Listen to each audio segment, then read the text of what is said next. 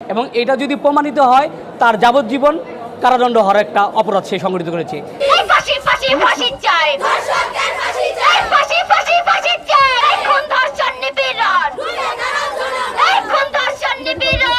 একই সঙ্গে আগামী 6 আগস্টের মধ্যে প্রতিবেদন দাখিলের নির্দেশ দিয়েছে আদালত। এই ঘটনাকে ঘিরে তীব্র ক্ষোভ প্রকাশ করেছে দেশের জনগণ। ডিপজলের শাস্তির দাবিতে প্রতিবাদ মিছিল হয়েছে রাজধানীতে। এই মনোহর হোসেন ডিপজল, যে কিনা সাবেক ফ্যাসিস্ট শেখ হাসিনার একজন অন্যতম দোসর, সে এই ডামি নির্বাচন এবং যে বিগত সালে যে নির্বাচনগুলো হয়েছে সেই নির্বাচনে সে শেখ হাসিনার তসবি টিপে সে টিকিট কেটেছে। এই নারী আপনার সংশ্লিষ্ট যে থানা, সেই থানাতে এই বিষয়ে অভিযোগ দেওয়ার জন্য যায়। মনোহর হোসেন ডিপজল ওই অঞ্চলে এতটাই বেশি প্রভাবশালী যে কিনা থানাটা তার এখনও তার থানা পুলিশ কোর্ট এবং ওসি তার কন্ট্রোলে।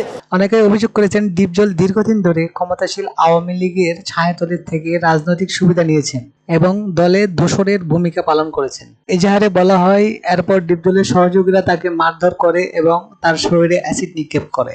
এতে তিনি গুরুতর আহত হন। পরে তিনি ঢাকা মেডিকেল কলেজ হাসপাতালে চিকিৎসা নেন। সে একজন নিতান্ত একজন দরিদ্র মানুষ।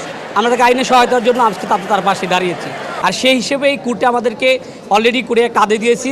কোর্টে এটাকে প্রেমা ফেসিও পেয়েছে, ঘটনার সত্যতা পেয়ে কোর্ট সিআইডি তদন্তের কাঁধে দিয়েছে।